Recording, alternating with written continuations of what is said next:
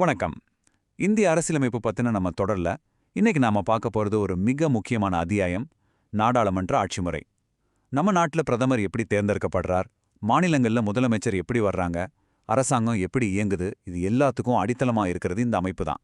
வாங்க, அத்தியாயம் 13ல நம்ம மத்திய மாநில அரசுகளோட இந்த அடிப்படை கட்டமைப்பு பத்தி ரொம்ப ஆழமா தெரிஞ்சுக்கலாம். இந்த பகுப்பாய்வுல நாம என்னென்ன விஷயங்களெல்லாம் பார்க்க போறோம்னு ஒரு சின்ன முன்னோட்டம். முதல்ல நாடாளுமன்ற முறைன்னா என்னன்னு ஒரு அறிமுகம். அப்புறம் நம்ம இந்திய மாடலோட தனித்துவமான அம்சங்கள் என்னென்னு பார்ப்போம். தொடர்ந்து ஜனாதிபதி ஆட்சி முறையோட இதை ஒப்பிட்டு இதோட நிறைகள் குறைகளை அலசுவோம். அடுத்ததா இந்தியா ஏன் இந்த குறிப்பிட்ட முறையை தேர்ந்தெடுத்ததுங்கிற வரலாற்று காரணங்களை பார்த்துட்டு கடைசியா நம்ம சிஸ்டத்துக்கும் பிரிட்டன் சிஸ்டத்துக்கும் என்னென்ன வேறுபாடுகள் இருக்கணும் தெரிஞ்சுக்கலாம். சரி, வாங்க ஆரம்பிக்கலாம். முதல்ல நாடாளுமன்ற ஆட்சி முறைங்கிறதோட அடிப்படை அர்த்தம் என்ன, நம்ம அரசியலமைப்பு சட்டத்துல இதுக்கு என்ன இடம் கொடுக்கப்பட்டிருக்குன்னு புரிஞ்சுக்கலாம். நாடாளுமன்ற ஆட்சி முறையோட இதயமே இந்த ஒரு வரியில தான் இருக்கு. நிர்வாகத்துறை, அதாவது நம்ம அரசாங்கம், தன்னோட ஒவ்வொரு கொள்கைக்கும் ஒவ்வொரு செயலுக்கும் சட்டமன்றத்துக்கு பதில் சொல்லியே ஆகணும். ரொம்ப சுலபமா சொல்லணும்னா, அரசாங்கம் ஒரு மாணவ மாதிரி, நாடாளுமன்றம் ஒரு ஆசிரியர் மாதிரி. மாணவன் தன்னோட செயல்களுக்கு ஆசிரியர்கிட்ட பதில் சொல்ல கடமைப்பட்டிருக்கான் இல்லையா, அதே மாதிரி தான் அரசாங்கம் நாடாளுமன்றத்துக்கு பொறுப்பா இருக்கணும். இந்த ஒரு உறவு தான் இந்த சிஸ்டத்தோட அஸ்திவாரம். நம்ம அரசியலமைப்பு சட்ட புத்தகத்திலேயே இதுக்கான விதிகள் தெளிவா கொடுக்கப்பட்டிருக்கு. மத்திய அரசுல நாடாளுமன்ற முறை எப்படி செயல்படணும்னு சரத்துகள் 74 மற்றும் 75 சொல்லுது. அதேபோல ஒவ்வொரு மாநில அரசுக்கும் இந்த முறையை எப்படி பின்பற்றணும்னு சரத்துகள் 163 மற்றும் 164 வரையறுக்குது. இந்த ஆட்சி முறைக்கு இன்னும் சில பெயர்களும் இருக்கு. முதலாவது அமைச்சரவை அரசாங்கம். ஏன்னா அதிகாரத்தோட உண்மையான மையம் அமைச்சரவை தான். அதுதான் எல்லா முடிவுகளையும் எடுக்குது. ரெண்டாவது பொறுப்பு அரசாங்கம். நம்ம ஏற்கனவே பார்த்த மாதிரி அரசாங்கம் நாடாளுமன்றத்துக்கு பதில் சொல்ல கடமைப்பட்டிருக்கிறதால இந்த பெயர். கடைசியா வெஸ்ட்மின்ஸ்டர் மாடல். இதுக்கு ஒரு சுவாரஸ்யமான காரணம் இருக்கு. இந்த முறை பிரிட்டன்லேருந்து உருவானது. அங்க நாடாளுமன்றம் இருக்கிற இடத்தோட பேரு வெஸ்ட்மின்ஸ்டர். அதனால அந்த பெயர்லயே இதுவும் பிரபலமாயிடுச்சு. ஓகே, இப்போ நம்ம இந்திய நாடாளுமன்ற அரசாங்கத்தோட தனித்துவமான அம்சங்கள் என்னென்ன, அது எப்படி கட்டமைக்கப்பட்டிருக்குன்னு ஒவ்வொன்றா விளக்கமா பார்க்கலாம். நம்ம நாட்டுல இரட்டை நிர்வாக முறை இருக்கு. அதாவது 2 தலைவர்கள். ஒருத்தர் குடியரசுத் தலைவர், அவர் ஒட்டுமொத்த நாட்டுக்கே தலைவர். ஆனா அவரோட அதிகாரம் பேரளவுல தான் இருக்கும். உண்மையான அதிகாரம், முடிவெடுக்கிற அதிகாரம் எல்லாமே அரசாங்கத்தோட தலைவரான பிரதமர்கிட்ட தான் இருக்கும். சரத்து 74 இதை ரொம்ப தெளிவா சொல்லுது. பிரதமர் தலைமையிலான அமைச்சரவை என்ன ஆலோசனை கொடுக்குதோ அதை கேட்டுதான் குடியரசுத் தலைவர் செயல்படணும். அந்த ஆலோசனை அவரை கட்டுப்படுத்தும். அடுத்து இன்னும் சில முக்கியமான அம்சங்கள். முதல்ல பெரும்பான்மை கட்சி ஆட்சி. மக்களவைத் தேர்தல்ல எந்த கட்சி அதிகம் இடங்கள்ல ஜெயிக்குதோ அந்த கட்சி தான் அரசாங்கத்தை அமைக்கும். ரெண்டாவது அரசியல் ஒரே தன்மை.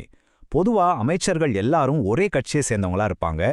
அப்பதான் கொள்கை முடிவுகள்ல ஒற்றுமை இருக்கும். மூணாவது இரட்டை உறுப்பினர் தகுதி. அமைச்சரா இருக்கிறவங்க கண்டிப்பா நாடாளுமன்ற உறுப்பினராகவும் இருக்கணும். கடைசியா பிரதமரின் தலைமை. இந்த முழு அமைப்புக்கும் தலைவராயிருந்த வழி நடத்துறது பிரதமர் தான். இந்த இரட்டை உறுப்பினர் விதிய இன்னும் கொஞ்சம் தெளிவா சொல்றேன். ஒருத்தர் அமைச்சரா நியமிக்கப்படும் போது அவர் ஒருவேளை எம்பியா இல்லைன்னு வச்சுக்கோங்க, அவருக்கு 6 மாசம் அவகாசம் கொடுக்கப்படும். அந்த 6 மாசத்துக்குள்ள அவர் மக்களவைக்கோ அல்லது மாநிலங்களவைக்கோ உறுப்பினராக தேர்ந்தெடுக்கப்படணும். அப்படி ஆகலைன்னா 6 மாசம் கழிச்சு அவரோட அமைச்சர் பதவி தானா போயிடும். சரத்து 75ல சொல்லப்பட்டிருக்கிற கூட்டு பொறுப்பு தான் இந்த முறையோட ஆணிவேர்னே சொல்லலாம். இது ஒரு டீம் கேம் மாதிரி. ஒட்டுமொத்த அமைச்சரவையும் ஒரு குழுவா மக்களவைக்கு பொறுப்பாகும். ஒரு அமைச்சரோட கொள்கை தோத்து போனாலோ அல்லது அவர் மேல நம்பிக்கையில்லா தீர்மானம் நிறைவேறினாலோ அந்த ஒருத்தர் மட்டும் ராஜினாமா செய்ய மாட்டார், ஒட்டுமொத்த அரசாங்கமே ராஜினாமா செய்யணும். அதனாலதான் சொல்லுவாங்க, ஒன்றாக நீந்துவார்கள் ஒன்றாக மூழ்குவார்கள்னு. கடைசியா 2 அம்சங்கள்.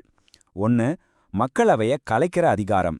பிரதமர் நினைச்சா 5 வருஷ பதவிக்காலம் முடிறதுக்கு முன்னாடியே மக்களவைய கலைச்சிட்டு புது தேர்தலுக்கு போக சொல்லி குடியரசுத் தலைவருக்கு பரிந்துரைக்கலாம். 2வது ரகசிய காப்பு. ஒவ்வொரு அமைச்சரும் பதவி ஏத்துக்கும்போது அரசாங்கத்தோட கொள்கைகள், விவாதங்கள், முடிவுகள் பத்தின ரகசியங்களை வெளியில சொல்ல மாட்டேன்னு ஒரு உறுதிமொழி எடுத்துக்குவாங்க. சரி, நம்மளோட ஆட்சி முறையை இன்னும் ஆழமா புரிஞ்சுக்க இதுக்கு நேர்மாறா இருக்கிற அமெரிக்க மாதிரியான நாடுகள்ல பின்பற்றப்படுற ஜனாதிபதி ஆட்சி முறையோட ஒப்பிட்டு பார்த்தா நமக்கு இன்னும் தெளிவான ஒரு பார்வை கிடைக்கும். இப்போ இந்த ஒப்பீட்டு அட்டவணையை பாருங்க. இதுல இந்த 2 முறைகளோட அம்சங்கள், நிறைகள், குறைகள் எல்லாமே வரிசைப்படுத்தப்பட்டிருக்கு. இது ஒரு முழுமையான பார்வையை நமக்கு கொடுக்கும். இதை இன்னும் தெளிவா புரிஞ்சுக்க இதுல இருக்கிற ஒவ்வொரு வரிசையையும் நம்ம இப்ப தனித்தனியா எடுத்து ஆராயலாம். முதல் மற்றும் மிக அடிப்படையான வேறுபாடே இந்த பொறுப்புல தான் இருக்கு. நாடாளுமன்ற முறையில அரசாங்கம் தன்னோட ஒவ்வொரு நடவடிக்கைக்கும் சட்டமன்றத்துக்கு பதில் சொல்லி ஆகணும். ஆனா ஜனாதிபதி முறையில ஒரே தலைவரா இருக்கிற ஜனாதிபதி சட்டமன்றத்துக்கு பொறுப்பானவர் கிடையாது. அவரோட பதவி காலத்துல அவரை நீக்கிறது ரொம்ப கஷ்டம். இதுதான் ரெண்டுக்கும் உள்ள பெரிய வித்தியாசம். அடுத்த முக்கியமான வேறுபாடு உறுப்பினர் தகுதியிலையும் அதிகார பகிர்வுலையும் இருக்கு. நாடாளுமன்ற முறையில அமைச்சர்கள் நிர்வாகத்திலையும் இருப்பாங்க, சட்டமன்றத்திலையும் உறுப்பினரா இருப்பாங்க. இதனால அதிகாரங்கள் ஒன்னோடொன்னே இணைஞ்சு செயல்படும்.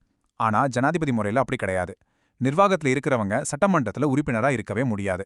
அங்க நிர்வாகம், சட்டமன்றம், நீதித்துறையின அதிகாரங்கள் ரொம்ப கடுமையா பிரிக்கப்பட்டிருக்கும்.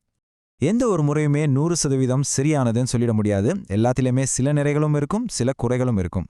இப்போ நம்ம நாடாளுமன்ற முறையோட ப்ளஸ் பாயிண்ட்ஸ், மைனஸ் பாயிண்ட்ஸ் என்னென்னு ஒரு மதிப்பீடு செஞ்சு பார்க்கலாம். முதல்ல நிறைகளை பார்க்கலாம். நிர்வாகமோ சட்டமன்றமோ ஒரே குழுவா செயல்படுறதால ரெண்டுக்கும் நடுவுல மோதல்கள் இல்லாம இணக்கமா இருக்கும். அரசாங்கம் தினமும் நாடாளுமன்றத்துக்கு பதில் சொல்லணுங்கிறதால இது ரொம்ப பொறுப்பான அரசாங்கமா செயல்படும். அதிகாரம் ஒரே இடத்துல குவியாம பரவலாக்கப்பட்டிருக்கிறதால சர்வாதிகாரம் உருவாகிறது தடுக்கப்படுது. அது மட்டும் இல்லாம இந்தியா மாதிரி பல மொழி, இன, மதங்கள் இருக்கிற ஒரு நாட்டுல எல்லா தரப்பு மக்களுக்கும் பிரதிநிதித்துவம் கொடுக்க இந்த முறை ரொம்ப உதவியா இருக்கு. இப்போ குறைகளை பார்க்கலாம். கூட்டணி ஆட்சிகள் அமையும் போது அரசாங்கம் நிலையற்றதாக இருக்க வாய்ப்பு இருக்கு. மொரார்ஜி தேசாய், விபி சிங் ஆட்சி காலங்கள் இதுக்கு ஒரு நல்ல உதாரணம். அடிக்கடி ஆட்சி மாறுறதால கொள்கைகள்ல ஒரு தொடர்ச்சி இல்லாம போகும். ஒருவேளை ஆளுங்கட்சிக்கு மிகப்பெரிய பெரும்பான்மை கிடைச்சிட்டா அமைச்சரவை சொல்றது சட்டங்கிற மாதிரி ஒரு சர்வாதிகார போக்கு வர வாய்ப்பு இருக்குன்னு ஹெச்ஜே லாஸ்கி போன்ற அறிஞர்கள் எச்சரிக்கிறாங்க. இன்னொரு குறை, அமைச்சர்கள் அவங்க நிர்வகிக்கிற துறையில நிபுணர்களா இல்லாம பொதுவான அரசியல்வாதிகளா இருக்க வாய்ப்பு இருக்கு. சரி, இவ்ளோ குறைகள் இருக்குன்னு தெரிஞ்சும் நம்ம அரசியலமைப்பை உருவாக்குனவங்க ஏன் இந்த நாடாளுமன்ற முறையை தேர்ந்தெடுத்தாங்க? இந்த வரலாற்று சிறப்புமிக்க முடிவுக்கு பின்னாடி என்னென்ன காரணங்கள் இருந்துச்சுன்னு இப்ப ஆராயலாம்.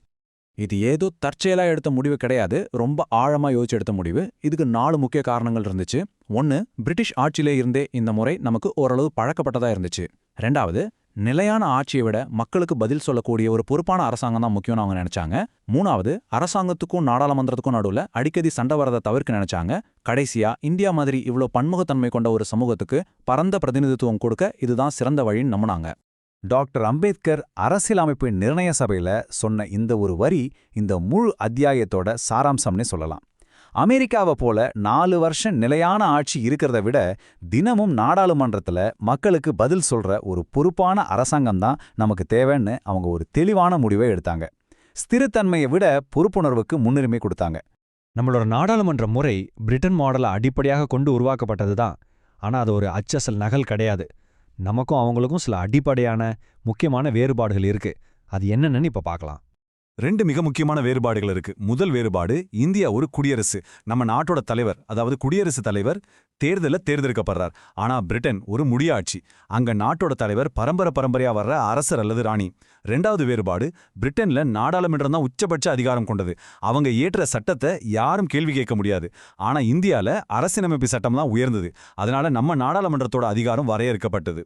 சரி, நம்ம இவ்ளோ நேரம் பார்த்த விஷயங்களை வேகமா ஒரு தடவை நினைவுபடுத்தி பார்க்கலாம். நாடாளுமன்ற முறையோட அடிப்படை என்னன்னா, நிர்வாகம் சட்டமன்றத்துக்கு பொறுப்பானது. இது சம்பந்தமான சரத்துகள் மத்திய அரசுக்கு 74-75, மாநிலங்களுக்கு 163-164. இதோட முக்கிய அம்சங்கள் இரட்டை நிர்வாகம் மற்றும் கூட்டு பொறுப்பு. இதோட பெரிய நன்மை இணக்கமான மற்றும் பொறுப்புள்ள அரசாங்கம். பெரிய குறைபாடு நிலையற்ற தன்மை. கடைசியா, இந்தியா ஸ்திரத்தன்மையை விட பொறுப்புக்கே முன்னுரிமை கொடுத்ததுங்கிறத மறக்காதீங்க. இறுதியா, தேர்வுகள்ல கவனம் செலுத்த வேண்டிய சில முக்கிய குறிப்புகள். சரத்துகள் 74, 75, 163, 164 ரொம்ப முக்கியம்.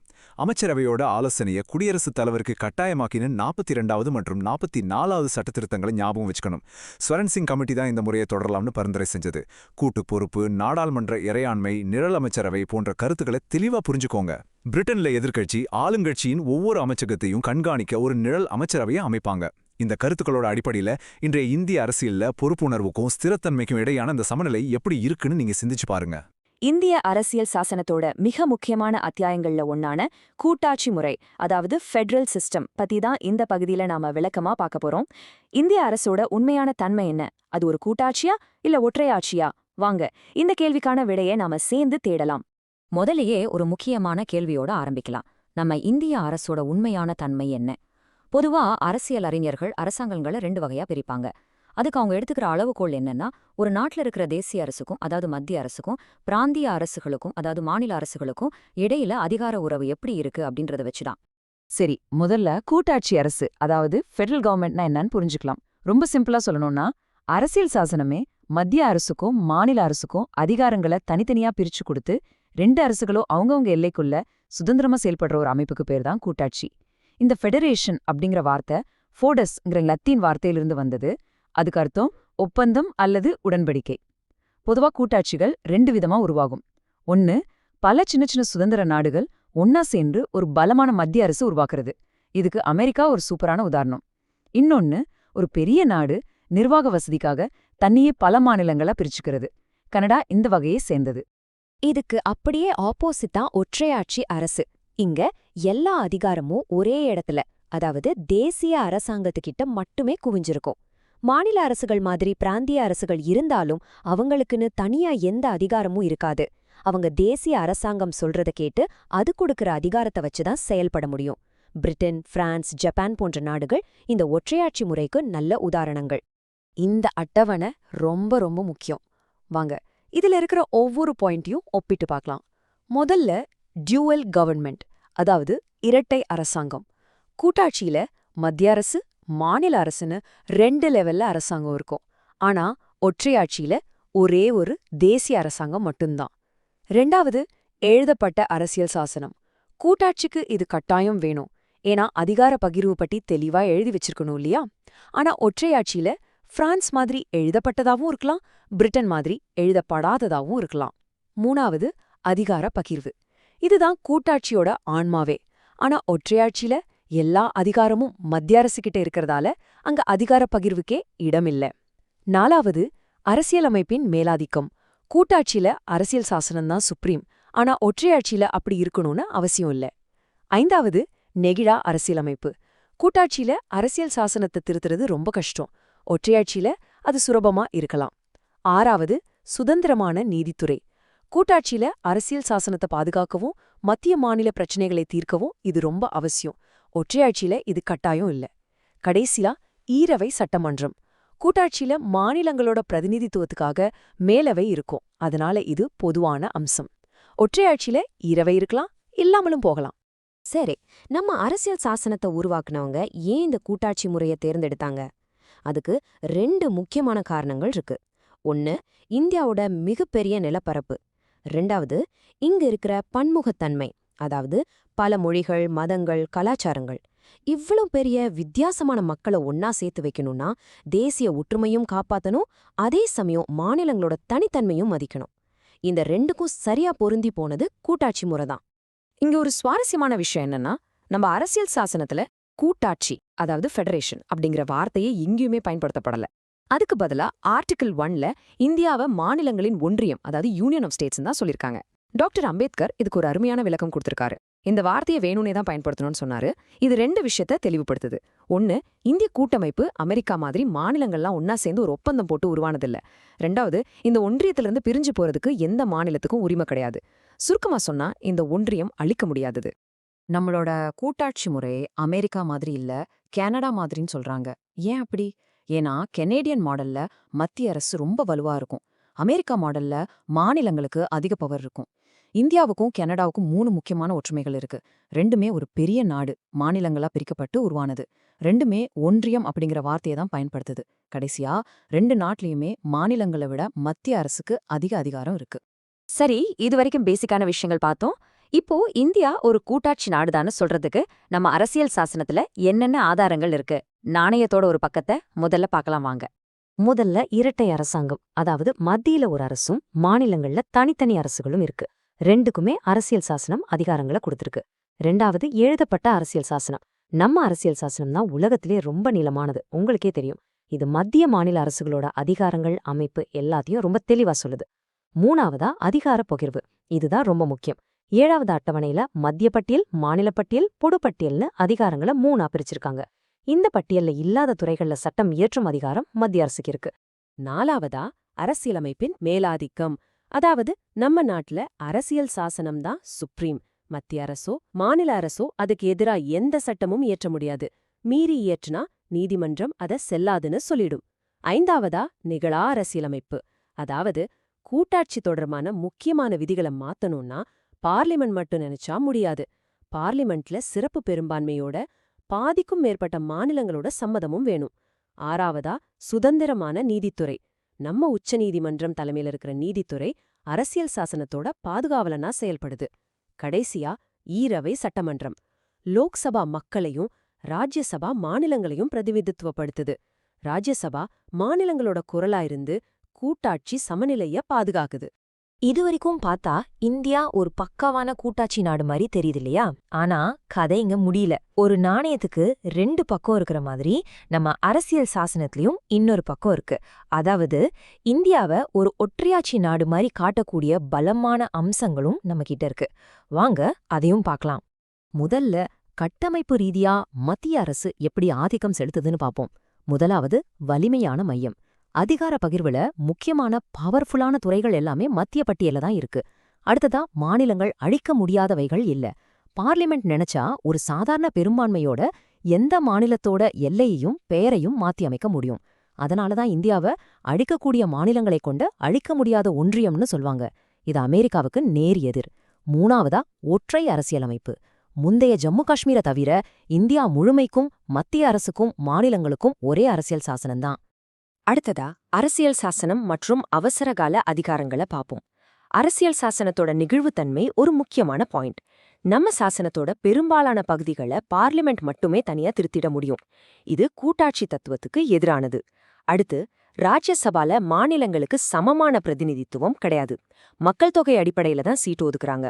ஆனா அமெரிக்க செனட்ல சின்ன மாநிலமோ பெரிய மாநிலமோ எல்லாத்துக்கும் 2 சீட் தான். ரொம்ப ரொம்ப முக்கியமான அம்சம் அவசரகால விதிகள். நெருக்கடி நிலை பிரகடனப்படுத்தப்பட்டா நம்மளோட கூட்டாட்சி அமைப்பு எந்த சட்ட திருத்தமோ இல்லாம தானாவே ஒரு முழுமையான ஒற்றையாட்சி அமைப்பா மாறிடும். யோசிச்சு பாருங்க, இது இந்திய அரசியல் சாசனத்தோட தனித்துவமான அம்சம். நம்ம நாட்டுல இருக்கிற சில ஒருங்கிணைந்த அமைப்புகளும் ஒற்றையாட்சி தன்மையை தான் காட்டுது. முதல்ல ஒற்றை குடியுரிமை. நம்ம தமிழ்நாட்டுக்காரரா இருக்கலாம், கேரளக்காரரா இருக்கலாம், ஆனா நம்ம எல்லாருக்கும் ஒரே குடியுரிமை தான், இந்தியன். 2வதா ஒருங்கிணைந்த நீதித்துறை. உச்ச நீதிமன்றம் உயர் நீதிமன்றம்னு ஒரே படிநிதி அமைப்பு தான் மத்திய மாநில சட்டங்களை அமல்படுத்துது. அமெரிக்கால மத்திய சட்டங்களுக்கு தனியா மாநில சட்டங்களுக்கு தனியா நீதிமன்றங்கள் இருக்கு. 3வதா அகில இந்திய பணிகள். IAS IPS அதிகாரிகளை தேர்வு செஞ்சு பயிற்சி கொடுத்து கட்டுப்படுத்துறது எல்லாமே மத்திய அரசு தான்.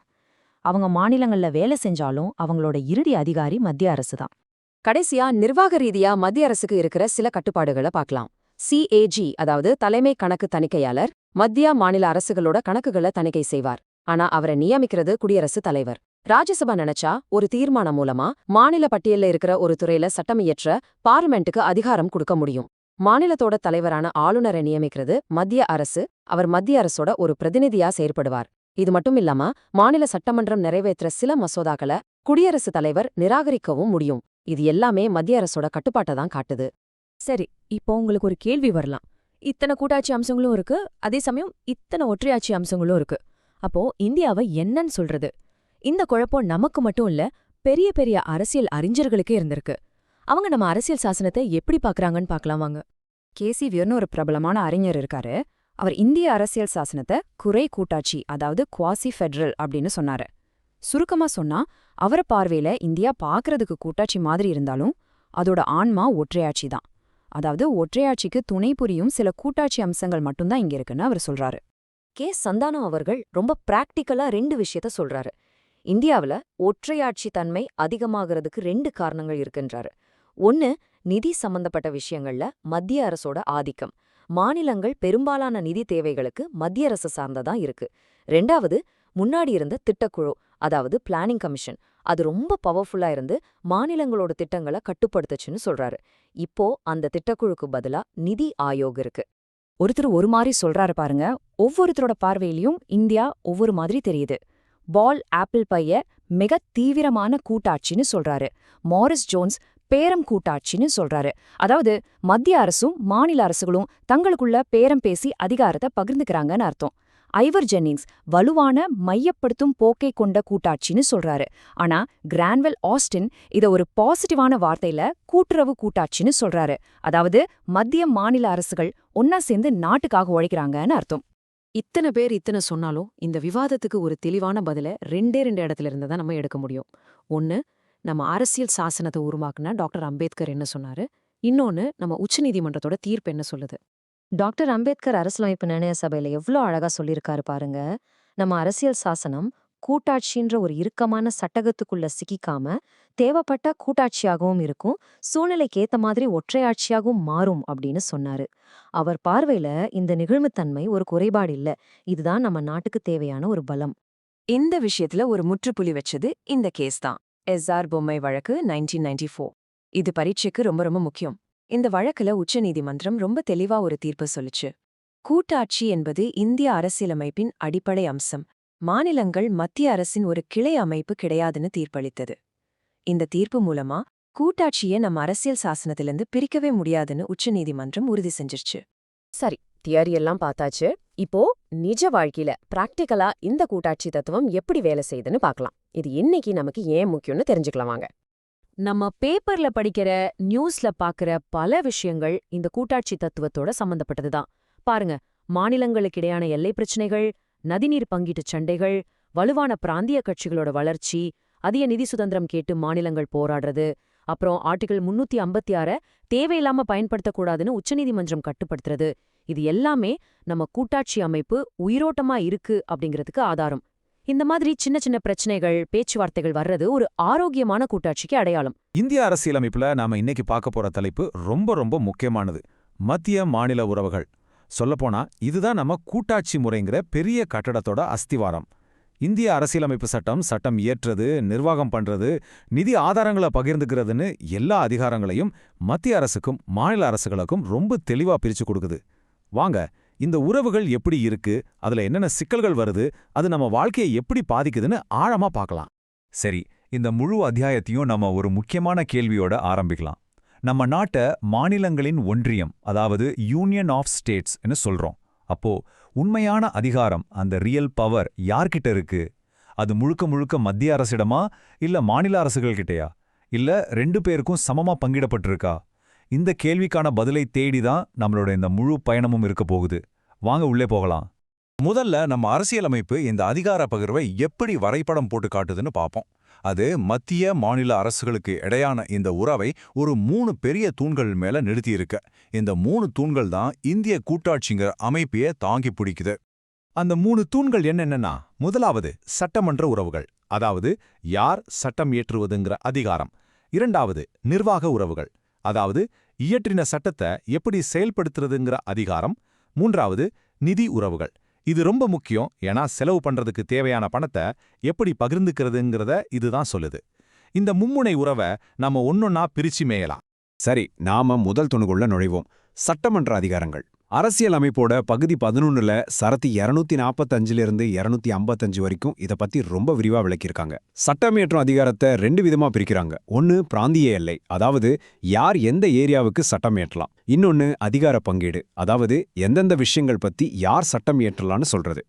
இந்த அதிகார பங்கீடு எங்க இருக்குன்னு பாத்தீங்கன்னா, நம்ம அரசியலமைப்போட 7வது அட்டவணையில ரொம்ப தெளிவா ஒரு பட்டியல் போட்டு கொடுத்திருக்காங்க. இத அதிகார பகிர்வுக்கான ஒரு மாஸ்டர் லிஸ்ட் அப்படின்னே சொல்லலாம். மத்திய அரசு என்னென்ன துறைகள்ல சட்டம் இயற்றலாம், மாநில அரசுக்கு என்னென்ன அதிகாரம் இருக்குன்னு அக்குவியர் ஆணிவேரா இதுல சொல்லப்பட்டிருக்கு. இந்த அட்டவணையில மொத்தம் 3 பட்டியல்கள் இருக்கு. முதல்ல மத்திய பட்டியல். இதுல பாதுகாப்பு, வெளியுறவு, வங்கி சேவை மாதிரி தேசிய முக்கியத்துவம் வாய்ந்த 98 துறைகள் இருக்கு. இதுல சட்டம் இயற்றும் முழு அதிகாரமும் பாராளுமன்றத்துக்கிட்ட மட்டும்தான் இருக்கும். 2வது மாநில பட்டியல். இதுல காவல்துறை, விவசாயம், பொது சுகாதாரம் மாதிரி மாநில அளவுல முக்கியமான 59 துறைகள் இருக்கு. இதுல மாநில சட்டசபைகள் மட்டும்தான் சட்டம் இயற்ற முடியும். கடைசியா பொதுப்பட்டியல். கல்வி, காடுகள், திருமணம் மாதிரி 52 துறைகள் இதுல இருக்கு. இதுல மத்திய அரசும் சட்டம் இயற்றலாம், மாநில அரசும் சட்டம் இயற்றலாம். ஆனா ஒருவேளை 2 சட்டத்துக்கும் நடுவுல ஒரு முரண்பாடு வந்தா மத்திய அரசு இயற்றின சட்டம் தான் செல்லுபடியாகும். இப்போ ஒரு ரொம்ப முக்கியமான விஷயத்தை கவனிக்கணும். 1976ஆம் ஆண்டு 42வது அரசியலமைப்பு திருத்தம் கொண்டு வந்தாங்க. அது மூலமா மாநில பட்டியலில் இருந்த 5 முக்கியமான துறைகளை, அதாவது கல்வி, காடுகள், எடைகள் மற்றும் அளவுகள், வனவிலங்குகள் பாதுகாப்பு, அப்புறம் நீதிமன்றங்களின் நிர்வாகம், இதெல்லாம் தூக்கி பொதுப்பட்டியலுக்கு மாத்திட்டாங்க. இது மாநிலங்களோட அதிகாரத்தை குறைச்சு மத்திய அரசோட அதிகாரத்தை அதிகமாக்கின ஒரு மிக முக்கியமான திருத்தம். பொதுவா பாத்தீங்கன்னா மாநில பட்டியல்ல இருக்கிற விஷயங்கள்ல பாராளுமன்றம் தலையிடவே முடியாது. ஆனா ஒரு 5 அசாதாரணமான சூழல்கள்ல மட்டும் இதுக்கு விதிவிலக்கு இருக்கு. 1, தேசிய நலன் கருதி மாநிலங்களவையில ஒரு சிறப்பு தீர்மானம் நிறைவேற்றப்பட்டா. 2 தேசத்துல தேசிய அவசர நிலை அமல்ல இருக்கும்போது. 3 2 இல்ல அதுக்கு மேல இருக்கிற மாநிலங்கள் கேட்டுக்கிட்டா. 4 சர்வதேச ஒப்பந்தங்களை நிறைவேற்றுவதற்காக. கடைசியா ஒரு மாநிலத்துல குடியரசுத் தலைவர் ஆட்சி நடக்கும்போது. இந்த மாதிரி நேரங்கள்ல மாநில பட்டியல்ல இருக்கிற விஷயங்களையும் பாராளுமன்றம் சட்டம் இயற்றலாம். சரி, சட்டம் இயற்ற அதிகாரங்களை பத்தி பார்த்தாச்சு. இப்போ நாம அடுத்த 2 தூண்களுக்கு போலாம். அதுதான் நிர்வாகம் மற்றும் நிதி உறவுகள். ஏன்னா சட்டத்தை சும்மா இயற்றி வச்சா மட்டும் போதாது இல்லையா? அதை எப்படி செயல்படுத்துறாங்க, அந்த செயல்பாடுகளுக்கு தேவையான நிதி எங்கிருந்து வருதுங்கிறத பார்க்கறது ரொம்ப முக்கியம். நிர்வாக உறவுகள்ல பாத்தீங்கன்னா மத்திய அரசுக்கு சில முக்கியமான கருவிகள் இருக்கு. ஒவ்வொரு மாநிலமும் பாராளுமன்றம் இயற்றும் சட்டங்களுக்கு கட்டுப்பட்டு நடக்கணுங்கிறது ஒரு கடமை. தேவைப்பட்டா மத்திய அரசு மாநிலங்களுக்கு வழிகாட்டுதல்களையும் கொடுக்கலாம். இது மட்டுமில்லாம மத்திய அரசால நியமிக்கப்படுற ஆளுநர் ஒரு வகையில மத்திய அரசோட பிரதிநிதியா செயல்படுறார். இதுல ரொம்ப முக்கியமானது அகில இந்திய சேவைகள், அதாவது IAS, IPS அதிகாரிகள். இவங்கள மத்திய அரசு தேர்ந்தெடுத்து மாநில நிர்வாகத்துல நியமிக்குது. இதனால இவங்க மத்திய மாநில அரசுகளுக்கு நடுல ஒரு இணைப்பு பாலமா இருக்காங்க. இது நாடு முழுக்க நிர்வாக தரத்தை ஒரே மாதிரி வச்சுக்க உதவுது. அடுத்தது நிதி உறவுகள். பணம் காசு விஷயனாலே கொஞ்சம் சிக்கலா தான் இருக்கும் இல்லையா? ஆனா புரிஞ்சுக்கலாம். சில வரிகளை மத்திய அரசு விதிக்கும், ஆனா அதை மாநிலங்களே வசூலிச்சு வச்சுக்கலாம். சில வரிகளை மத்திய அரசு வசூலிச்சு மத்திய அரசுக்கும் மாநிலங்களுக்கும் பிரிச்சு கொடுக்கும். இது போக மாநிலங்களுக்கு நிதி தேவைப்பட்டா மத்திய அரசு மானியங்களா கொடுக்கும். இந்த நிதி பங்கீட்டை எப்படி செய்யணும்னு பரிந்துரை பண்றதுக்காக தான் ஒவ்வொரு 5 வருஷத்துக்கும் ஒரு முறை நிதி ஆணையம், அதாவது ஃபைனான்ஸ் கமிஷனை அமைக்கிறாங்க. இது வரைக்கும் நம்ம அரசியல் அமைப்பு சட்டத்துல என்ன சொல்லியிருக்குன்னு பார்த்தோம். கேட்கறதுக்கெல்லாம் ரொம்ப நல்லா ஒரு நல்லிணக்கத்தோட செயல்படுற மாதிரி தான் இருக்கு. ஆனா நடைமுறையில நிஜமாவே அப்படி இருக்கான்னு கேட்டா ஒரு பெரிய கேள்விக்குறிதான். குறிப்பா 1967க்கு அப்புறம் இந்திய அரசியல் களமே மாறினதால மத்திய மாநில உறவுகள்ல ஏகப்பட்ட சிக்கல்களும் விரிசல்களும் வர ஆரம்பிச்சது. இந்த டைம்லைனை பாருங்க, உங்களுக்கு புரியும். 1950லிருந்து 67 வரைக்கும் மத்தியிலையும் சரி பெரும்பாலான மாநிலங்கள்லையும் சரி ஒரே கட்சி தான் ஆட்சியில் இருந்துச்சு. அதனால பெரிய பிரச்சனைகள் இல்லாம ஸ்மூதமா போயிட்டு இருந்துச்சு. ஆனா 1967 தேர்தலுக்கு பிறகுதான் கதை மாறுச்சு. பல மாநிலங்கள்ல பிராந்திய கட்சிகள் ஆட்சிக்கு வந்தன. அப்போதான் மாநில தன்னாட்சி கோரிக்கைகள் வலுப்பெற ஆரம்பிச்சது. இதனால மத்திய அரசோட மோதல் போக்கு அதிகமாச்சு. இந்த பிரச்சனைகள் ஆராயறதுக்காகவே பல ஆணையங்கள் அமைக்கப்பட்டுச்சு. சரி, எந்தெந்த விஷயங்கள தான் பிரச்சனை வந்தது? முதல்ல ஆளுநரோட பங்கு. அவர் மத்திய அரசோட ஏஜென்ட் மாதிரி செயல்படுறாருன்னு ஒரு குற்றச்சாட்டு. 2வது சரத்து 356, அதாவது குடியரசுத் தலைவர் ஆட்சியா அரசியல் காரணங்களுக்காக தவறா பயன்படுத்துறது. 3வது நிதி ஒதுக்கீடுல பாரபட்சம் காட்டுறது. இது போக மாநில மசோதாக்களை தேவையில்லாம நிறுத்தி வைக்கிறதுன்னு பிரச்சனைகளுக்கான பட்டியல் ரொம்ப பெருசு. இந்த பிரச்சனைகள் எல்லாம் வந்த பிறகு இதை எப்படி சரி பண்றது, ஒரு சமநிலையை எப்படி கொண்டு வர்றதுன்னு பல முயற்சிகள் எடுக்கப்பட்டுச்சு. அதுல ரொம்ப முக்கியமானது தான் மத்திய அரசு அமைத்த பல்வேறு ஆணையங்கள். இந்த ஆணையங்களோட முக்கிய வேலையே மத்திய மாநில உறவுகளை ஆழமா ஆராய்ந்து ஒரு நல்லிணக்கத்தை ஏற்படுத்துறதுக்கு என்னென்ன சீர்திருத்தங்கள் பண்ணலாங்க பரிந்துரை செய்யறது தான். இதுல 2 ஆணையங்கள் ரொம்ப ரொம்ப முக்கியம். ஒன்னு 1983ல வந்த சர்க்காரி ஆணையம், இன்னொன்னு 2007ல வந்த புஞ்சி ஆணையம். சர்க்காரி ஆணையம் என்ன சொல்லுச்சுன்னா, அரசியலமைப்போட அடிப்படை கட்டமைப்பை மாத்த வேணாம், ஆனா செயல்பாட்டுல சில மாற்றங்கள் கொண்டு வரலான்னு சொன்னாங்க. ஆனா புஞ்சி ஆணையம் காலம் மாறிடுச்சு, பொருளாதாரம் மாறிடுச்சு, அதனால இந்த உறவுகளையே புதுசா பார்க்கணும்னு சொல்லி கூட்டுறவு கூட்டாட்சிங்கிற ஒரு புதிய கருத்தை முன்னிறுத்தினாங்க. சர்க்காரிய ஆணையத்தோட இந்த ஒரு மேற்கோள் அவங்களோட முழு அறிக்கையும் சுருக்கமா சொல்லிரும். ஒரு வலுவான மத்திய அரசு அவசியம், ஆனால் அதீத மயப்படுத்தல் மையத்துல இரத்த அழுத்தத்தையும் சுற்றளவுல இரத்த சொகையும் ஏற்படுத்தும். எவ்வளோ ஆழமான வார்த்தைகள் பாருங்க. அதாவது நாட்டோட ஒற்றுமைக்கு மத்திய அரசு வலுவா இருக்கணும், ஆனா எல்லா அதிகாரத்தையும் அதுவே எடுத்துக்கிட்டா அது சென்டருக்கு பிளட் பிரஷர் மாதிரியும் மாநிலங்களுக்கு இரத்த சொகை மாதிரியும் ஆகிடும்னு சொன்னாங்க. ஒரு பேலன்ஸ் அவசியம்னு அழகா சொன்னாங்க. சர்க்காரியா ஆணையம் கொடுத்த சில முக்கியமான பரிந்துரைகள் என்னன்னா, சரத்து 263 பயன்படுத்தி ஒரு நிரந்தர மாநிலங்களுக்கு இடையான மன்றத்தை அமைக்கணும். சரத்து 356 ரொம்ப அரிதா கடைசி ஆயுதமா மட்டும்தான் பயன்படுத்தணும். பொதுப்பட்டியல்ல சட்டம் இயற்றத்துக்கு முன்னாடி மாநிலங்களோட கலந்து பேசணும். ஆளுநரை நியமிக்கும் போது மாநில முதல்வரை கலந்து ஆலோசிக்கணும்னு பல முக்கியமான பரிந்துரைகளை கொடுத்தாங்க. சரி, இவ்வளோ விஷயங்கள் பார்த்தாச்சு.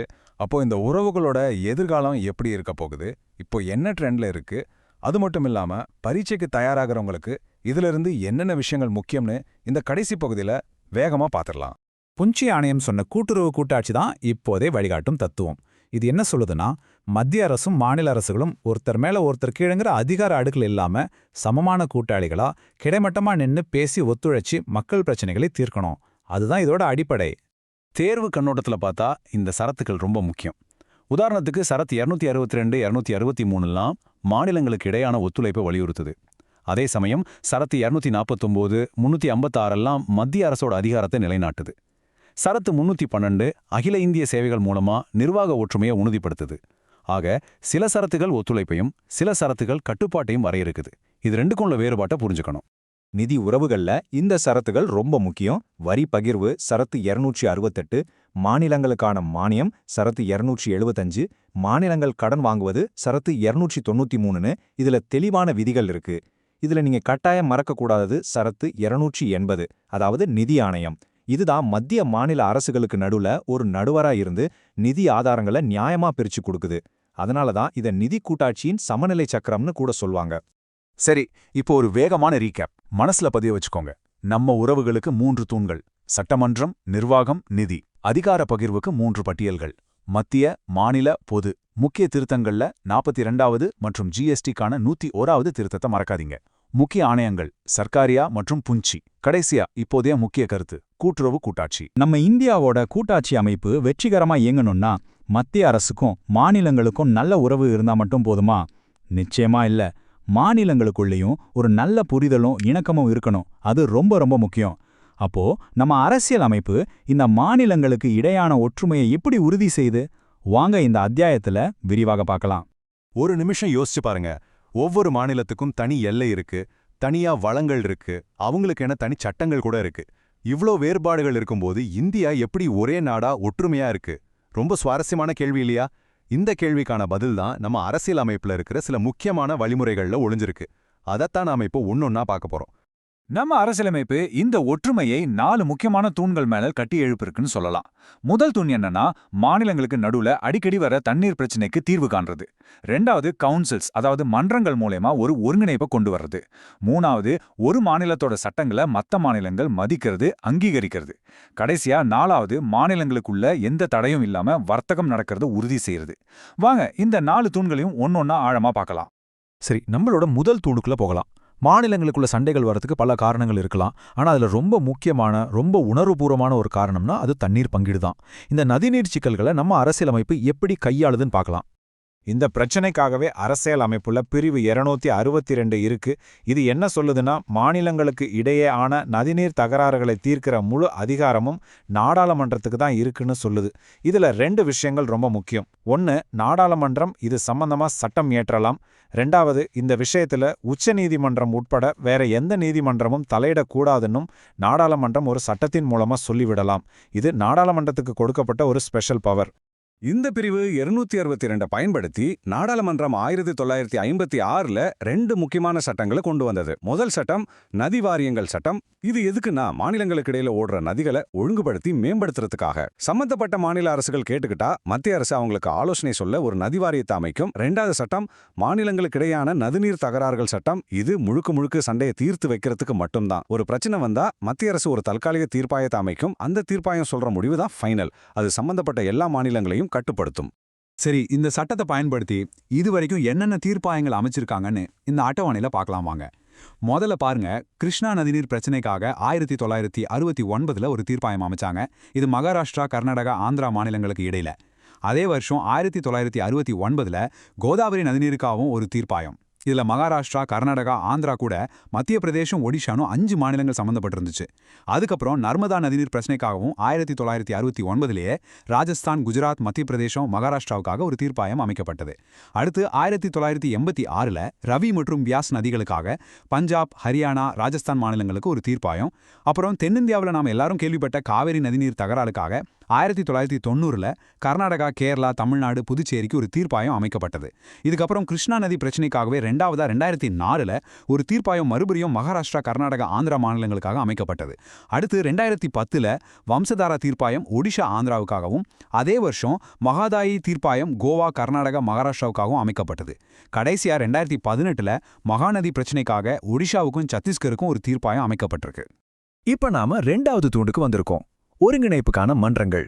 பிரச்சனைகளை கோர்ட்டு, தீர்ப்பாயம்னு சட்டப்படி தீர்க்கிறது ஒரு வழி. ஆனா அதுக்கு முன்னாடி எல்லாரும் ஒன்னா உட்கார்ந்து பேசி ஒரு ஒத்துழைப்பை வளர்த்துக்கிட்டா நல்லா இருக்கும் இல்லையா? அதுக்காக உருவாக்கப்பட்டது தான் இந்த மன்றங்கள். நம்ம அரசியலமைப்பு சட்டத்தோட பிரிவு 2023 என்ன சொல்லுதுன்னா, மாநிலங்களுக்குள்ளேயோ அல்லது மத்திய அரசுக்கும் மாநிலங்களுக்கும் இடையிலேயோ ஒரு நல்ல ஒருங்கிணைப்பை ஏற்படுத்த குடியரசுத் தலைவர் ஒரு மாநிலங்களுக்கு இடையேயான மன்றத்தை அமைக்கலாம்னு சொல்லுது. இதோட வேலைகள் என்னன்னா, மாநிலங்களுக்கு இடையான பிரச்சனைகளை விசாரிக்கிறது, எல்லாருக்கும் பொதுவான விஷயங்களை பத்தி விவாதிக்கிறது, அப்புறம் கொள்கைகளை இன்னும் சிறப்பா செயல்படுத்த பரிந்துரைகள் கொடுக்கிறது. இங்க ஒரு முக்கியமான விஷயத்தை கவனிக்கணும். இந்த மன்றத்தோட வேலை ஆலோசனை சொல்றது மட்டும்தான். இது உச்சநீதிமன்றத்தோட தீர்ப்பு மாதிரி கட்டாயப்படுத்தாது. இந்த மாநிலங்களுக்கு இடையான மன்றம் எப்படி உருவாச்சுன்னு பார்த்தோம்னா 1983 88 வரைக்கும் மத்திய மாநில உறவுகளை பத்தி ஆராய்ஞ்ச சர்க்காரியா ஆணையம் பிரிவு 263 பயன்படுத்தி ஒரு நிரந்தர மன்றத்தை கண்டிப்பா அமைக்கணும்னு ரொம்ப வலுவா பரிந்துரை செஞ்சாங்க. அவங்க சொன்ன அந்த பரிந்துரையை ஏத்துக்கிட்டு 1990 விபி சிங் தலைமையிலான ஜனதாதள அரசு இந்த மன்றத்தை நிறுவியது. சரி, இந்த மன்றத்துல யார் யாரெல்லாம் இருப்பாங்க? இதோட தலைவர் நம்ம பிரதமர். உறுப்பினர்களா எல்லா மாநில முதலமைச்சர்களும் இருப்பாங்க. சட்டமன்றம் இருக்கிற யூனியன் பிரதேசங்களோட முதலமைச்சர்களும் இருப்பாங்க. சட்டமன்றம் இல்லாத யூனியன் பிரதேசங்களோட நிர்வாகிகளும் உறுப்பினர்கள் தான். ஒருவேளை ஒரு மாநிலத்துல குடியரசுத் தலைவர் ஆட்சி நடந்தா அந்த மாநிலத்தோட ஆளுநர் உறுப்பினரா இருப்பாரு. இது கூட பிரதமரால் நியமிக்கப்படுற 6 மத்திய அமைச்சர்களும் இருப்பாங்க. இதுல உள்துறை அமைச்சரும் அடங்கும். இந்த அமைப்பை பார்த்தாலே தெரியுது இது எவ்வளவு ஒரு உயர்மட்ட கூட்டாட்சி அமைப்புன்னு. இந்த மன்றத்தோட வேலைகளுக்கு உதவி செய்ய 2 துணை அமைப்புகள் இருக்கு. ஒன்னு நிலைக்குழு. இது 1996 அமைக்கப்பட்டது. இது தொடர்ச்சியா ஆலோசனைகள் நடத்தி மன்றத்தோட வேலைகளை சுலபமாக்க உதவும். இதோட தலைவர் மத்திய உள்துறை அமைச்சர். 2வது செயலகம். இது 1991 அமைக்கப்பட்டது. இது மன்றத்துக்கு தேவையான எல்லா நிர்வாக உதவிகளையும் செய்யும். ஒரு கூடுதல் தகவல் என்னன்னா 2011 இது மண்டல குழுக்களோட செயலகமாகவும் செயல்படுது.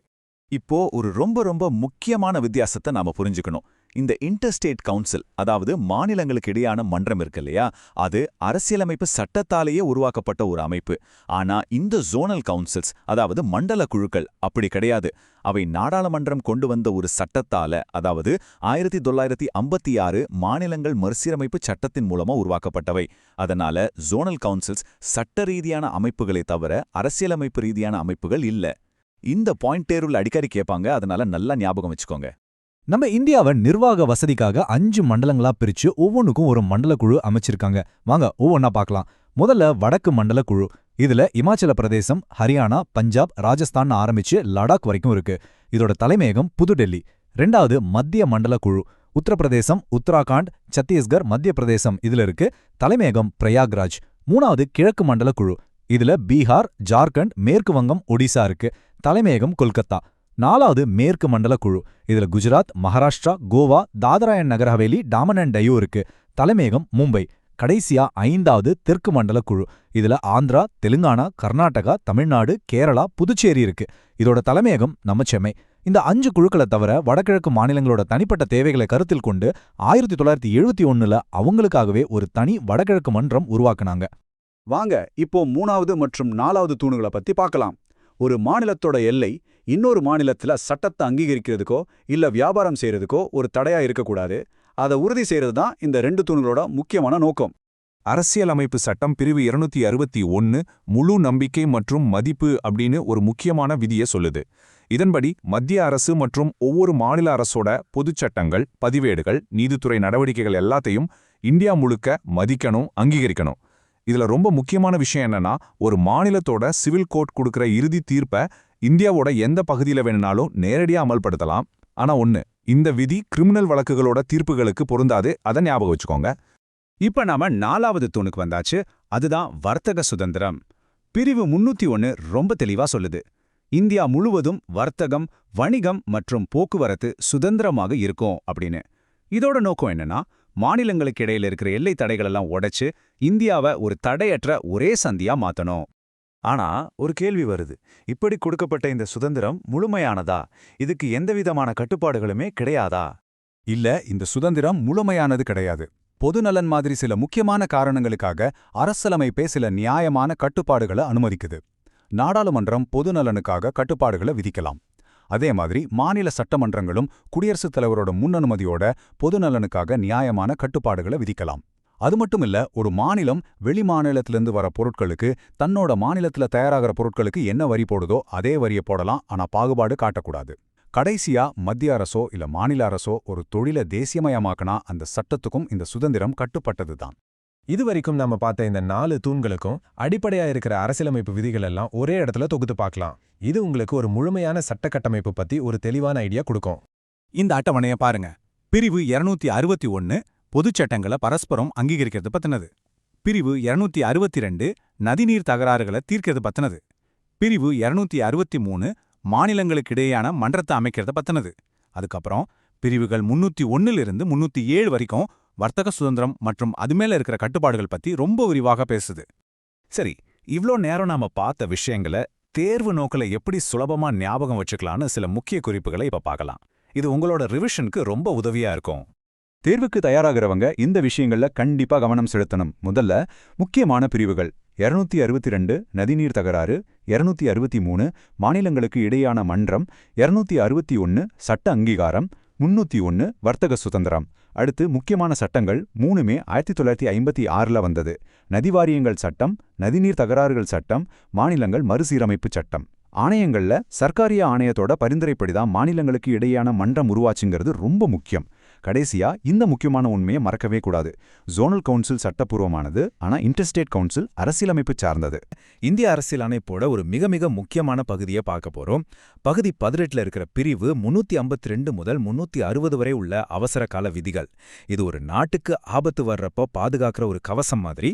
ஆனா அதே சமயம் தப்பா பயன்படுத்தினா ஜனநாயகத்தையே காயப்படுத்தக்கூடிய ஒரு கூர்மையான வாள் இது. இந்த மாதிரியான ஒரு அசாதாரண அதிகாரத்தை நம்ம அரசியலமைப்பு எதுக்காக மத்திய அரசுக்கு கொடுக்குது, அதுல என்னென்ன வகைகள் இருக்கு, அதை நம்மளை பாதுகாக்க என்னென்ன ஏற்பாடுகள் இருக்கு, எல்லாத்தையும் விரிவா பார்க்கலாம் வாங்க. நாம இந்த அத்தியாயத்துல என்ன வரிசையில பார்க்க போறோம்னா, முதல்ல இந்த அவசர கால விதிகள்னா என்ன, அது ஏன் தேவைன்னு பார்ப்போம். அப்புறம் தேசிய அவசர நிலை, குடியரசுத் தலைவர் ஆட்சி, நிதி அவசர நிலைன்னு 3 வகைகளையும் ஒன்னொன்னா விளக்கமா புரிஞ்சுக்கலாம். அதுக்கப்புறம் இது மேல இருக்கிற விமர்சனங்கள் என்ன, இதோட தவறான பயன்பாட்டை தடுக்க என்னென்ன பாதுகாப்பு ஏற்பாடுகள் இருக்குன்னு ஆராய்ந்துட்டு கடைசியா தேர்வு கண்ணோட்டத்துல முக்கியமான குறிப்புகளோட முடிப்போம். டாக்டர் அம்பேத்கர் சொன்ன இந்த வார்த்தைகள் தான் இந்த முழு அத்தியாயத்தோட திறவுகோல். அவர் என்ன சொல்ல வராருன்னா, நம்ம இந்திய அரசியலமைப்பு தேவைக்கேத்த மாதிரி தன்னை மாத்திக்கிற ஒரு அமைப்பு. அதாவது சாதாரண நேரத்துல இது மாநிலங்களுக்கு அதிகாரத்தை பகிர்ந்து கொடுக்கிற ஒரு கூட்டாட்சி ஃபெடரல் முறையில செயல்படும். ஆனா போர் மாதிரி ஒரு அவசரமான சூழல் வரும்போது எல்லா அதிகாரத்தையும் ஒரே இடத்துல, அதாவது மத்திய அரசு கையில கொண்டு வர ஒரு ஒற்றையாட்சி யூனிட்ரி அமைப்பை மாறிடும். இந்த ஒரு அற்புதமான நெகிழ்வுத்தன்மை தான் நம்ம அரசியலமைப்போட தனிச்சிறப்பு. சரி, இப்போ நாம முதல் மற்றும் மிக சக்தி வாய்ந்த அவசர நிலையான பிரிவு 352 கீழ் வர தேசிய அவசர நிலையை பத்தி ரொம்ப விளக்கமா பார்க்கலாம். பிரிவு 352 பயன்படுத்தி ஒரு தேசிய அவசர நிலையை பிரகடனப்படுத்த 3 காரணங்கள் இருக்கு. 1 போர், 2வது வெளிநாட்டு ஆக்கிரமிப்பு, 3வது ஆயுத கிளர்ச்சி. இதுல போர் அல்லது வெளிநாட்டு ஆக்கிரமிப்பு காரணமா அறிவிச்சா அத வெளிப்புற அவசர நிலை அப்படின்னு சொல்றோம். அதாவது நம்ம நாட்டுக்கு வெளியிலிருந்து ஒரு ஆபத்து வருது. அதே சமயம் ஆயுத கிளர்ச்சி காரணமா அறிவிச்சா அத உள்நாட்டு அவசர நிலைன்னு சொல்றோம். அதாவது நாட்டுக்குள்ளேயே ஆயுதம் ஏந்தின குழுக்களால ஒரு பெரிய கிளர்ச்சி ஏற்படுற சூழல். ஒரு முக்கியமான விஷயம் என்னன்னா, ஆரம்பத்துல அரசியலமைப்புல ஆயுத கிளர்ச்சிங்கிற வார்த்தை கிடையாது. அதுக்கு பதிலா உள்குழப்பம், அதாவது இன்டர்னல் டிஸ்டர்பன்ஸ் அப்படிங்கிற வார்த்தை தான் இருந்துச்சு. ஆனா இதுல ஒரு பெரிய சிக்கல். உள்குழப்பம்னா என்னன்னு தெளிவான வரையறை இல்ல. இதனால ஒரு அரசாங்கம் தனக்கு எதிரான சின்ன சின்ன போராட்டங்களை கூட ஒரு பெரிய உள்குழப்பம்னு சொல்லி அவசர நிலையை அறிவிச்சிட முடியும். 1975ல இந்திரா காந்தி அம்மையார் ஆட்சியில அப்படிதான் நடந்தது. இந்த அனுபவத்துக்கு பிறகுதான் 1988ல 44வது சட்டத்திருத்தம் கொண்டு வந்து அந்த தெளிவில்லாத உள்குழப்பம்ங்கிற வார்த்தையை நீக்கிட்டு ஆயுத கிளர்ச்சி அப்படிங்கிற தெளிவான வார்த்தையை சேர்த்தாங்க. இந்த தேசிய அவசர நிலையை அவ்வளோ சுலபமா பிரகடனப்படுத்திட முடியாது. அதுக்கு ரொம்ப கடுமையான விதிகள் இருக்கு. முதல்ல பிரதமர் மட்டும் முடிவு செஞ்சா போதாது. மத்திய அமைச்சரவை, அதாவது யூனியன் கேபினெட், எழுத்துப்பூர்வமா குடியரசுத் தலைவருக்கு பரிந்துரை செய்யணும். அப்புறம் அறிவிப்பு வெளியான 1 மாசத்துக்குள்ள நாடாளுமன்றத்தோட 2 அவைகள்லையும் சிறப்பு பெரும்பான்மையோட ஒப்புதல் வாங்கணும். சிறப்பு பெரும்பான்மைனா மொத்த உறுப்பினர்கள்ல பாதிக்கு மேலையும் அன்னைக்கு அவைக்கு வந்து ஓட்டு போடுறவங்கள 3ல் 2 பங்கும் ஆதரவு தெரிவிக்கணும். ஒப்புதல் கிடைச்சிட்டா 6 மாசத்துக்கு இது அமல்ல இருக்கும். அதுக்கப்புறமும் தேவைப்பட்டாம் இதே மாதிரி ஒவ்வொரு 6 மாசத்துக்கும் ஒப்புதல் வாங்கி காலவரையின்றி நீட்டிக்கலாம். இதை ரத்து செய்யறது ரொம்ப சுலபம். குடியரசுத் தலைவர் நினைச்சா எப்ப வேணும்னாலும் ரத்து செய்யலாம். இல்லைனா மக்களவை ஒரு எளிய பெரும்பான்மை தீர்மானத்தை நிறைவேற்றினாலே போதும், அவசர நிலை தானா ரத்தாகிடும். சரி, தேசிய அவசர நிலை வந்துட்டா என்ன எல்லாம் நடக்கும்? சுருக்கமா சொல்லணும்னா, நம்ம நாட்டோட கூட்டாட்சி அமைப்பு தற்காலிகமா செயலிழந்துடும். நிர்வாகத்துல மத்திய அரசு எந்த ஒரு விஷயத்திலையும் மாநில அரசுக்கு நேரடியா உத்தரவு போடலாம். சட்டமன்ற அதிகாரத்தை பொறுத்த வரைக்கும் மாநில பட்டியலில் இருக்கிற விஷயங்கள்ல கூட நாடாளுமன்றம் சட்டம் இயற்ற முடியும். நிதி அதிகாரத்துல மத்திய அரசுக்கும் மாநிலங்களுக்கும் இடையிலான வருவாய் பங்கீட்டை குடியரசுத் தலைவர் மாற்றி அமைக்கலாம்.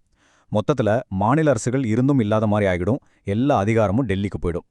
அடுத்து நம்ம அடிப்படை உரிமைகளோட நிலைமை என்ன ஆகும்? இது ரொம்ப முக்கியம். பிரிவு 358 என்ன சொல்லுதுன்னா, போர் அல்லது வெளிநாட்டு ஆக்கிரமிப்பு காரணமா அவசர நிலை அறிவிக்கப்பட்டா பிரிவு 19க்கு கீழே நமக்கு கொடுக்கப்பட்டிருக்கிற 6 சுதந்திர உரிமைகளும், அதாவது பேச்சுரிமை, கூட்டம் கூடும் உரிமை மாதிரி தானாகவே ரத்தம் ஆகிடும். இதுக்கு தனியா எந்த உத்தரவும் போட தேவையில்லை, ஆட்டோமேட்டிக்கா சஸ்பெண்ட் ஆயிடும். பிரிவு 359 இன்னும் ஒரு படி மேலானது. இது கொஞ்சம் நுணுக்கமான விஷயம், நல்லா கவனிங்க. இது உங்க அடிப்படை உரிமைகளையே பறிக்காது. ஆனா அந்த உரிமைகள் மீறப்பட்டா நீங்க கோர்ட்டுக்கு போய் நீதி கேட்கிற உரிமையை மட்டும் குடியரசுத் தலைவர் ஒரு உத்தரவு மூலமா தற்காலிகமா நிறுத்தி வைக்கலாம். ஆனா இதுல ஒரு மிகப்பெரிய பாதுகாப்பு இருக்கு. 44வது சட்டத்திருத்தம் மூலமா கொண்டு வரப்பட்ட ஒரு சூப்பரான பாதுகாப்பு இது. என்னன்னா பிரிவு 20, அதாவது குற்றங்களுக்கான தண்டனையிலிருந்து பாதுகாப்பு, மற்றும் பிரிவு 21, அதாவது வாழ்வுரிமை மற்றும் தனிநபர் சுதந்திரம். இந்த 2 உரிமைகளையும் எந்த காரணத்தை கொண்டும் எவ்வளோ பெரிய எமர்ஜென்சியா இருந்தாலும் சரி சஸ்பெண்ட் பண்ணவே முடியாது. இதுதான் நம்ம அரசியல் அமைப்பு நமக்கு கொடுத்திருக்கிற மிகப்பெரிய கேடயம். இந்தியாவோட வரலாற்றுல இதுவரைக்கும் 3 முறை தேசிய அவசர நிலை பிரகடனப்படுத்தப்பட்டிருக்கு. முதலா 1962ல சீன போரின் போதும், 2வது முறையா 1971ல பாகிஸ்தான் போரின் போதும், 3வது முறையா 1975ல உள்குழப்பம் அப்படிங்கிற ஒரு சர்ச்சைக்குரிய காரணத்துக்காக அமல்படுத்தப்பட்டது. இந்த 1975 எமர்ஜென்சி தான் மிக கடுமையான விமர்சனங்களுக்கு உள்ளானது. அதனால அது முடிஞ்சதும் வந்த ஜனதா அரசாங்கம் அந்த எமர்ஜென்சியை விசாரிக்க ஷா கமிஷன் ஒன்று நியமிச்சது. அந்த கமிஷன் 1975ல அறிவிக்கப்பட்ட அவசர நிலைக்கு எந்த நியாயமான காரணமும் இல்ல, அது அதிகார துஷ்பிரயோகம்னு ரொம்ப தெளிவா தன்னோட அறிக்கையில சொல்லிடுச்சு. அடுத்ததா நாம பார்க்க போறது பிரிவு 356 கீழ் வர குடியரசுத் தலைவர் ஆட்சி. இத மாநில அவசர நிலை அப்படின்னு சொல்லுவாங்க. ஒரு மாநிலத்துல அரசியலமைப்பு சட்டப்படி ஆட்சி நடத்த முடியலன்னு அந்த மாநில ஆளுநர் அறிக்கை கொடுத்தாலோ அல்லது குடியரசுத் தலைவருக்கே அப்படி தோணினாலோ இந்த ஆட்சியை அமல்படுத்தலாம். இதுதான் நம்ம அரசியலமைப்பிலே ரொம்ப அதிகமா விவாதிக்கப்பட்ட, அதே சமயம் ரொம்ப அதிகமா விமர்சிக்கப்பட்ட ஒரு பிரிவு. இங்க பாருங்க, ஒரு ஆச்சரியமான அதே நேரம் அதிர்ச்சியான ஒரு தகவல். 1950லிருந்து இன்னைக்கு வரைக்கும் 125 தடவைக்கு மேல இந்த குடியரசுத் தலைவர் ஆட்சி அமல்படுத்தப்பட்டிருக்கு. யோசிச்சு பாருங்க, சராசரியா வருஷத்துக்கு 2 தடவையாவது எங்காவது ஒரு மாநிலத்துல மக்களால் தேர்ந்தெடுக்கப்பட்ட ஒரு ஆட்சி கலைக்கப்பட்டிருக்கு. இதனால தான் மத்திய அரசு இதை ஒரு அரசியல் ஆயுதமா தங்களுக்கு வேண்டாத மாநில அரசுகளுக்கு எதிராக பயன்படுத்துதுன்னு ஒரு குற்றச்சாட்டு தொடர்ந்து வந்துகிட்டே இருக்கு. குடியரசுத் தலைவர் ஆட்சி அறிவிக்கப்பட்டா 2 மாசத்துக்குள்ள நாடாளுமன்ற ஒப்புதல் வாங்கணும். இதுக்கு தேசிய அவசர நிலை மாதிரி சிறப்பு பெரும்பான்மை எல்லாம் தேவையில்லை. ஒரு எளிய பெரும்பான்மை இருந்தாலே போதும். அதாவது அவைக்கு வந்து ஓட்டு போடுறவங்கல்ல பாதிக்கு மேல ஆதரவு தெரிவிச்சா போதும். ஒவ்வொரு 6 மாசத்துக்கும் ஒப்புதல் வாங்கி அதிகபட்சமா 3 வருஷம் வரைக்கும் தான் இதை நீட்டிக்க முடியும். அதுக்கு மேல ஒரு நாள் கூட நீட்டிக்க முடியாது. இதோட விளைவுகள் ரொம்பவும் கடுமையானவை. மக்களால் தேர்ந்தெடுக்கப்பட்ட முதலமைச்சர், அமைச்சரவை எல்லாமே உடனே கலைக்கப்பட்டுடும். மாநில சட்டமன்றம் தற்காலிகமா முடக்கப்படும். சில சமயம் கலைக்கப்படவும் வாய்ப்பு இருக்கு. குடியரசுத் தலைவரோட பிரதிநிதியா ஆளுநர் தான் மாநிலத்தோட முழு நிர்வாகத்தையும் கவனிப்பார். அந்த மாநிலத்துக்கான சட்டங்களை டெல்லியில இருக்கிற நாடாளுமன்றம் தான் இயற்றும். ஆனா இதுல ஒரு முக்கியமான விஷயம் என்னன்னா, நீதித்துறையோட சுதந்திரத்தை பாதிக்காத வகையில மாநில உயர்நீதிமன்றத்தோட அதிகாரங்கள்ல எந்த மாற்றமும் இருக்காது. சரி, இப்போ இந்த 2க்கும் இருக்கிற வித்தியாசத்தை வரிசையா தெளிவா புரிஞ்சுக்கலாம். இது ரொம்ப முக்கியம். முதல்ல காரணம். தேசிய அவசர நிலை, போர், வெளிநாட்டு ஆக்கிரமிப்பு மாதிரி பெரிய காரணங்களுக்காக வரும். ஆனா குடியரசுத் தலைவர் ஆட்சி ஒரு மாநிலத்துல ஆட்சி சரியா நடக்கலங்கிறதுக்காக வரும். அடுத்தது மாநில அரசு. தேசிய அவசர நிலையில மாநில அரசு தொடர்ந்து செயல்படும். ஆனா மத்திய அரசு சொல்றத கேட்கணும். குடியரசுத் தலைவர் ஆட்சியிலேயோ மாநில அரசே கலைக்கப்பட்டுடும். அப்புறம் காலம். தேசிய அவசர நிலையே காலவரையின்றி நீட்டிக்கலாம். ஆனா குடியரசுத் தலைவர் ஆட்சி அதிகபட்சம் 3 வருஷம்தான். பெரும்பான்மை. தேசிய அவசர நிலைக்கு சிறப்பு பெரும்பான்மை வேணும். குடியரசுத் தலைவர் ஆட்சிக்கு எளிய பெரும்பான்மையே போதும். அடுத்து அடிப்படை உரிமைகள். தேசிய அவசர நிலை அடிப்படை உரிமைகளை பாதிக்கும். ஆனா குடியரசுத் தலைவர் ஆட்சியில அடிப்படை உரிமைகளுக்கு எந்த பாதிப்பும் இல்லை. கடைசியா ரத்து செய்யறது. மக்களவை நினைச்சா தேசிய அவசர நிலையை ரத்து செய்யலாம். ஆனா குடியரசுத் தலைவர் ஆட்சியை குடியரசுத் தலைவர் மட்டும்தான் ரத்து செய்ய முடியும். இந்த பிரிவு 356 மத்திய அரசாங்கங்கள் ஒரு அரசியல் ஆயுதமா பயன்படுத்திட்டு இருந்த காலகட்டத்தில் உச்சநீதிமன்றம் 1994ல் ஒரு வரலாற்று சிறப்புமிக்க தீர்ப்பு மூலமா அதுக்கு ஒரு பெரிய கடிவாளம் போட்டது. அதுதான் எஸ்ஆர் பொம்மை வழக்கு. இந்த ஒரு வழக்கு குடியரசுத் தலைவர் ஆட்சியோட தன்மையே அடியோடு மாற்றி அமைத்தது.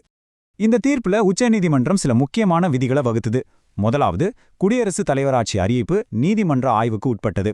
அதாவது ஏன் ஆட்சியை கலைச்சிங்கன்னு நீதிமன்றம் கேள்வி கேட்க முடியும். ரெண்டாவது, ஒரு அரசாங்கத்துக்கு பெரும்பான்மை இருக்கா இல்லையான்னு சட்டமன்றத்துக்குள்ள வாக்கெடுப்பு நடத்தி தான் முடிவு பண்ணணும். ஆளுநர் தன்னோட அறையில உட்கார்ந்து முடிவு பண்ணக்கூடாது. மூணாவது, நாடாளுமன்றம் ஒப்புதல் கொடுக்கற வரைக்கும் மாநில சட்டமன்றத்தை கலைக்கக்கூடாது. தற்காலிகமா முடக்கி வைக்கலாம், அவ்வளோதான். சுருக்கமா சொன்னா, இந்த தீர்ப்பு பிரிவு 356 தன்னிச்சையா பயன்படுத்துறதுக்கு உச்சநீதிமன்றம் போட்ட ஒரு பெரிய பூட்டு. நாம இப்ப பார்க்க போறது 3வது மற்றும் கடைசி வகையான அவசர நிலை. அதுதான் பிரிவு 360 கீழ் வர்ற நிதி அவசர நிலை. இதுல ஒரு நல்ல விஷயம் என்னன்னா, நம்ம நாட்டுல இதுவரைக்கும் ஒரு தடவை கூட இது அறிவிக்கப்படல. இந்தியாவோட நிதி நிலைத்தன்மைக்கோ அல்லது கடன் வாங்கும் தகுதிக்கோ ஒரு பெரிய ஆபத்து வர்ற மாதிரி ஒரு சூழல் இருந்தா இதை அறிவிக்கலாம். இதுக்கும் 2 மாசத்துக்குள்ள நாடாளுமன்றத்துல எளிய பெரும்பான்மையோட ஒப்புதல் வாங்கணும். ஒரு தடவை ஒப்புதல் வாங்கிட்டா போதும், அதை ரத்து செய்யற வரைக்கும் அது காலவரையின்றி தொடர்ந்து அமல்ல இருக்கும். இதோட விளைவுகள் ரொம்ப கடுமையானது. மாநிலங்களோட நிதி நிர்வாகத்துல மத்திய அரசு நேரடியா தலையிடலாம். அது மட்டுமில்லாம உச்சநீதிமன்ற, உயர்நீதிமன்ற நீதிபதிகள் உட்பட எல்லா அரசு ஊழியர்களோட சம்பளத்தையும் குறைக்க முடியும். இந்த அவசர கால அதிகாரங்களை நம்ம அரசியலமைப்புல சேர்க்கும்போது அரசியலமைப்பு நிர்ணய சபையில இது ஒரு பெரிய புயலையே கிளப்புச்சு. நிறைய உறுப்பினர்கள் இது ஜனநாயகத்தோட கழுத்தை நெரிக்கிற மாதிரி இருக்குன்னு ரொம்ப கடுமையா எதிர்த்தாங்க. உதாரணமா, HV காமத் அப்படிங்கிற உறுப்பினர், இந்த ஒரே ஒரு அத்தியாயம் மூலமா நம்ம ஒரு சர்வாதிகார நாட்டுக்கு அடித்தளம் போடுறோமோன்னு நான் பயப்படுறேன்னு சொன்னாரு. அதே மாதிரி KD ஷா இத ஒரு பிற்போக்குத்தனமான அத்தியாயம்னு சொன்னாரு. TT கிருஷ்ணமாச்சாரி இது அரசியலமைப்பு ரீதியான சர்வாதிகாரத்துக்கு வழிவகுக்கும்னு எச்சரிச்சாரு. அவங்க அன்னைக்கு பட்ட பயம் பிற்காலத்துல, குறிப்பா 1975ல நிஜமானது. சரி, இவ்ளோ நேரம் நாம பார்த்த விஷயங்களை எல்லாம் ஒரு தடவை வேகமா திருப்பி பார்க்கலாம். இது உங்களோட தேர்வு பிரஸ்துதிக்கு ரொம்ப உதவியா இருக்கும். நீங்க கண்டிப்பா ஞாபகம் வச்சுக்க வேண்டிய விஷயங்கள் என்னன்னா, அவசர நிலைகள் மொத்தம் 3 வகை. தேசிய 352, மாநில 356, நிதி 360. தேசிய அவசர நிலையோட காரணங்கள் போர், வெளிநாட்டு ஆக்கிரமிப்பு மற்றும் முக்கியமா ஆயுத கிளர்ச்சி. அதிகமா பயன்படுத்தப்பட்டதும் அதிக சர்ச்சைக்குள்ளானதும் குடியரசுத் தலைவர் ஆட்சிதான். ஆனா SR பொம்மை வழக்கு அதோட அதிகாரத்தை கட்டுப்படுத்தியிருக்கு. 44வது சட்ட திருத்தம் இந்த அதிகாரங்கள் தவறா பயன்படுத்தப்படாம இருக்கிறதுக்கு ஒரு பெரிய பாதுகாப்பு. அடிப்படை உரிமைகளை பொறுத்த வரைக்கும் பிரிவு 20 மற்றும் 21, அதாவது நம்ம உயிர் சம்பந்தப்பட்ட உரிமைகளுக்கு எந்த சூழலையும் எந்த ஆபத்தும் வராது.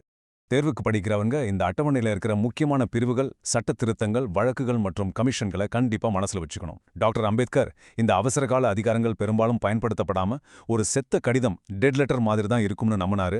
ஆனா வரலாற்றுல அது ஒரு கொடிய ஆயுதமா, டெட்லி வெப்பன் பயன்படுத்தப்பட்டிருக்கு. அப்போ இன்னைக்கு இருக்கிற சட்ட பாதுகாப்புகளும் நீதிமன்ற தீர்ப்புகளும் ஒரு நாட்டின் பாதுகாப்பிற்கும் ஒரு தனிமனிதனின் சுதந்திரத்திற்கும் இடையே ஒரு உண்மையான சமநிலையை ஏற்படுத்துதா? இது நாம் எல்லாரும் யோசிக்க வேண்டிய ஒரு முக்கியமான கேள்வி.